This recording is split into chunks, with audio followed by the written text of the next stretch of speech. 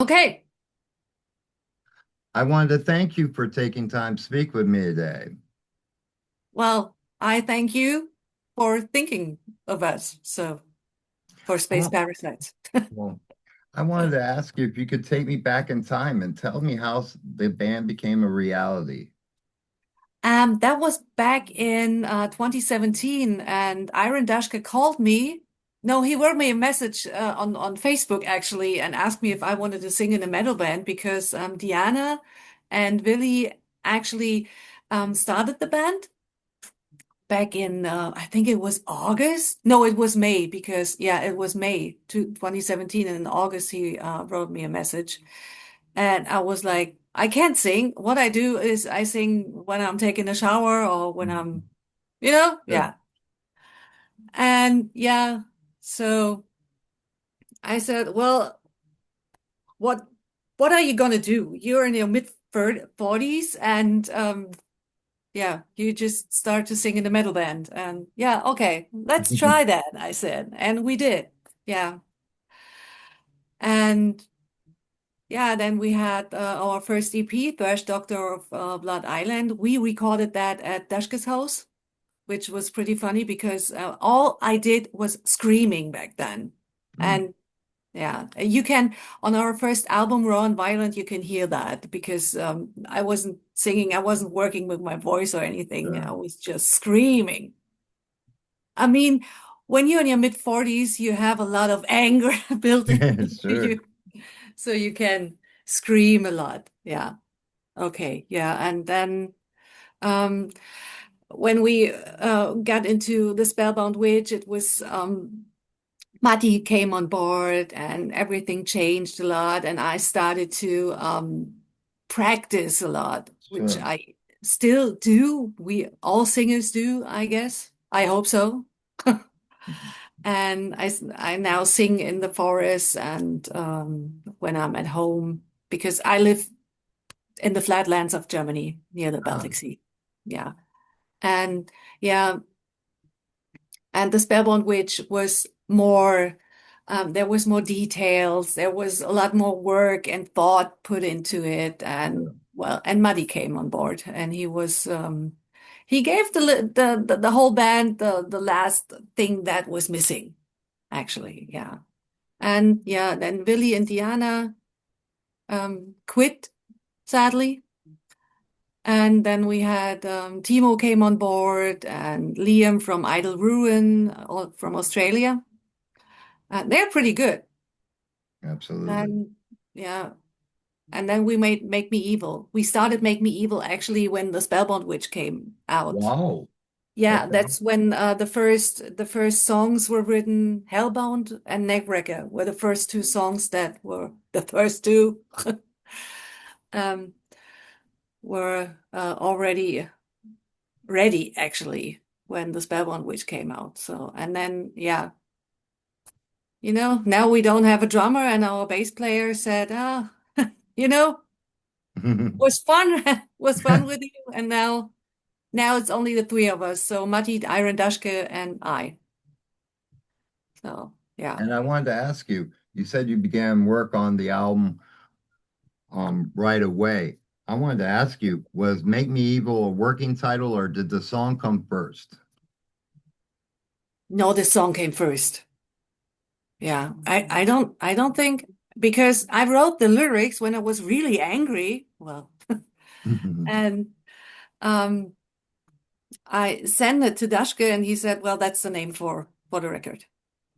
He wrote the song, the main thing, and for my lyrics, I'm really happy with that song, and he said that's the name of the album. And I love the contrast in the album. There's many different styles that are explored and different feelings that are involved. Yeah, yeah. Another track that really stood out to me was How Often. I wanted to ask if you could speak on that track. Yes, I can. Timo, the bass player, wrote the lyrics, and I don't know, well, you heard of Stephen King, right? Sure. And oh God, what's that called? He has this book. It's the second part from Shining. I can't remember the title. Anywho, there's a cat in that book who is stopping by in in um, in a hospice kind of thing, and the cat is stopping by the elderly patients who are dying. And when the cat visits, they are going to go. They are dying.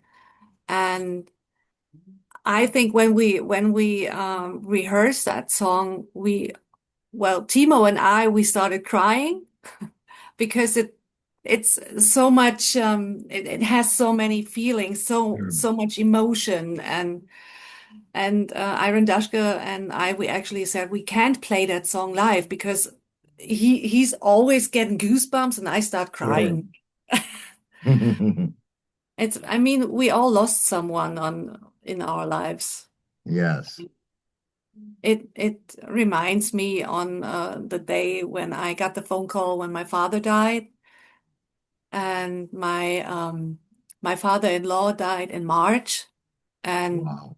yeah, I can't just it's this song is really emotional.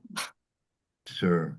Yeah. And I think we all can relate to going through those emotions. Yes, yes. You know, I lost my mother years and years ago, and still to this day, Yeah, I'm haunted by that day when I found out. yeah. And sometimes you have those little triggers, it's a smell, or you just look at the picture, or you hear a song on the radio and you just sit there, oh my God. Yes. It's crazy. I wanted to ask you, in moving forward, um, there's been an ongoing theme between both albums, which is witches. I wanted to ask you, will this be an ongoing theme throughout your albums? Um, no, I don't think so because when you as a band and you have a theme and you're writing it and writing it and writing it, it just gets like sucked dry. Mm, Yeah. And we wanted to go back. Our first thing, what we wanted to make was um songs about 80s horror movies, the really old ones, sure. and the B movies. And I'm actually a really great fan of Boris Karloff and Vincent Price. I really love Vincent Price. And Iron Dashke is the 80s horror style thingy movie. And we want to go back there. Of course, there Sure. will be there will be lyrics about witches and stuff, because what do you have in 80s horror movies? There are always witches at some point. And yeah. And one So thing that really sticks out with the band for me is your presence on stage. I wanted to ask you, did you have acting experience before being in the band? no, no. I mean, I was on stage with a homeless shelter back in 96, I think. And but that was only for like, I don't know, five or five to 10 um things we did on stage. So no, I don't. Wow. And I have to say that the first 5 to 10 minutes on stage for me, I'm absolutely dying on there because I'm so scared. And then Wow. when I get into my role, actually, then it's oh yeah, here's my dog. But yeah, I find it absolutely amazing the visuals that you provide. I think it really adds to the aspect of the band. Yeah, yeah. I hope so. Well, I had men and women came up to me and said, "Oh, you're so spooky. I'm scared." It's pretty funny. I wanted to ask you, um, now that the album is out, once you get a drummer together, are you looking to take to the road? Yes, of course. Of course. I want to be on stage because I was diagnosed with cancer last year, and I said I have to be on stage. I have to go on stage and put all that anger about that situation and all Sure. that what came afterwards, I have to get it out. And the only thing I can do it is being on stage and cursing you all. Yeah, it's crazy. I mean, cancer. You have to come. I commend you for your valor and your journey. And I think it's great for us to always make people aware that these things do happen. There aren't just fables Yeah, that you read yeah, about. I think if we all look back in our lineage, someone has had cancer and someone has dealt yeah, with it. exactly. Yeah, yeah. Well, we all want to go back on stage. It's we're itching. It's and we need a drummer. Hello. Yeah, from last year, from April to August, I spent most of my time in my bed in recovery. Yeah. I had my prostate removed, and then shortly after had my third knee replacement. Wow. That's a And lot. so I was laid up, and I couldn't wait to get back in the saddle and talk to Yeah. people. I was trying to do it from my bedside, trying to do interviews and that, and I wasn't able to because I was all just in a bad state for that Yeah. whole time. Yeah. And I think it's important though that we spread the word about the journey and that you can recover and things Exactly. Yeah. will Yeah, I be think so okay. too. Yeah. And yeah, well, oops. Boobs. Yeah. I wanted to Getting ask to, you, yeah, sorry. I wanted to ask you as well. Um, uh, what is the best way to get a hold of this album and any merchandise that you have? You can download it on Bandcamp or you can have it on Spotify. We are on all streaming services you can imagine. Yeah, and you can order it on Bandcamp as well. I don't know about shipping to the US actually right now because that's a little Crazy. Yes. it's crazy and complicated. Yes. Yeah. I You can sent like a band in Germany dials for the guitar, and yeah. it was easy for me to send, a Yeah. lot easier than him receiving from the actual company here. So I Yeah. sent it to him personally, and the postage was half the cost. It's crazy. I mean, I work in a motorcycle shop and we used to ship to the US a lot of parts. And now we said because we don't know how much it will cost us. Sure. Yeah. Yeah, So we said, I know buildings here, the air systems up top, most of them are from other countries, and they have tripled in price. oh So, my, so a lot of places are dealing with the heat because they can't afford to get those parts to yeah, get yeah, fixed. crazy. I wanted to ask you if you could take me back in time and tell me, you talked about how your journey started at the age of 40 and you got into this band. What has been the road forward? What vocal techniques do you practice now, and what things do you do to move forward? Oh, I started singing a lot. And then I came across I got from the band got me a CD and DVD for my birthday for classical singing. Oh, wow. And yeah, and so I did that. And a good friend of mine who is a singer in another band, she told me which apps she uses for that you can you can get from an A to C and all that stuff, and that you actually give me a second, please. Sure. The dog is barking. Okay. Okay, now, yeah, singing. Yeah. And what I do is we have forests here, and when I walk my dog, I go there because of course I could scream at home, as Sure.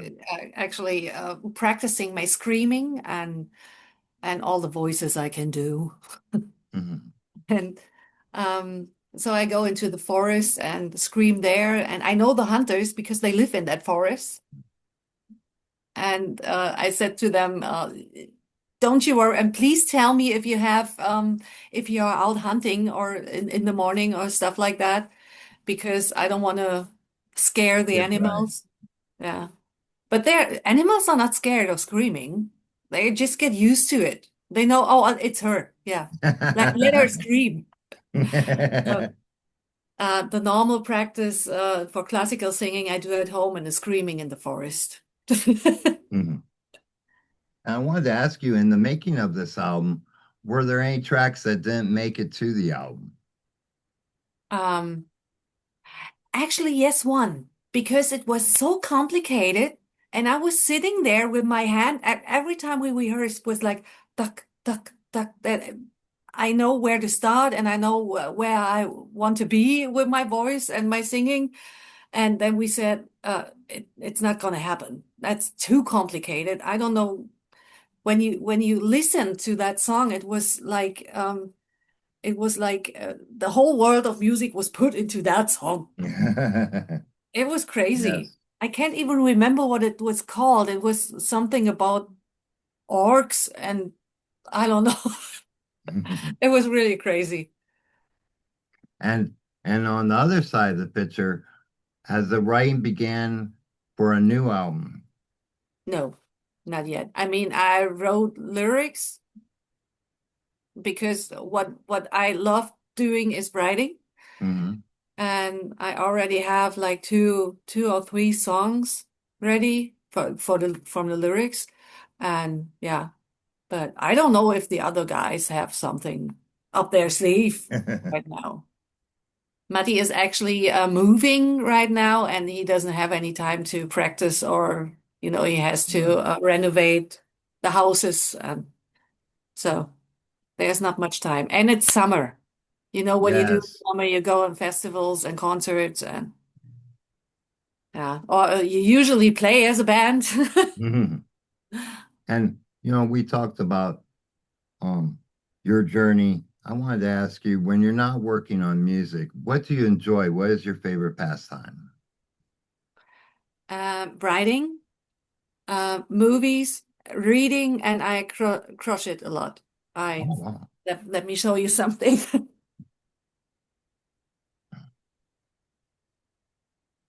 I crochet monsters. Oh, that is so cool. I sell them. That's Oh, okay. yeah, yeah. And what I do is I work in a motorcycle shop for old GDR style motorcycles, like and before war and after war, like Mm. really old style. And I read a lot on that topic, so engines and stuff.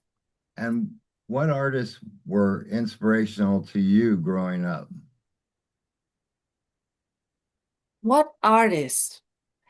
Well, I grew up behind the wall. And my stepdad, who came into my life when I was 11 years old, he was into rock music. And my favorite story about how he came to metal music was he woke me up when I was 11 or 12 at 4 in the morning because Quadrophenia was on TV. Um, and that's when I first heard The Who. Wow. And my first album was Ronnie James Dio. And after that, Guns N' Roses came, and I really love Guns N' Roses. Man, that's actually because I can sing almost every lyric, and I try to sound like Axl Rose, which is actually really harsh on your voice when you're not used to it. But I really, really, really love Guns N' Roses. After that, Iced Earth came, and Sure. Matt Barlow. Well, girls and Matt Barlow with all his long hair. Yeah. And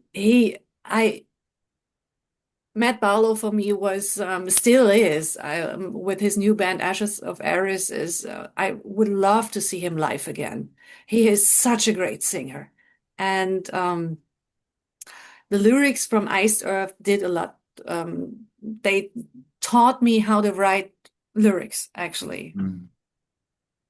because they tried to tell a story. Even though you can think what you will about John Schaefer, I know all that and stuff, but I still like them. I'm Yes, guilty. political views doesn't change your art or your talents. Yeah, that's true. Thank you. And lastly, I wanted to ask you if you could give a message to your fans, what message would you give them? Go check your boobs. Mine tried to kill me. I like that, actually. Yeah, try to find records, old ones, and listen to them, and you know, get your shit together. Yes.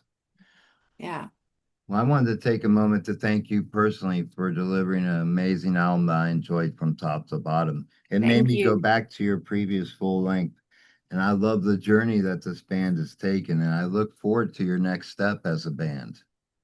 Thank you. I thank you for having me and Space Parasites. You take care and enjoy the rest of your day, my friend. You too. Thank you. Cheers.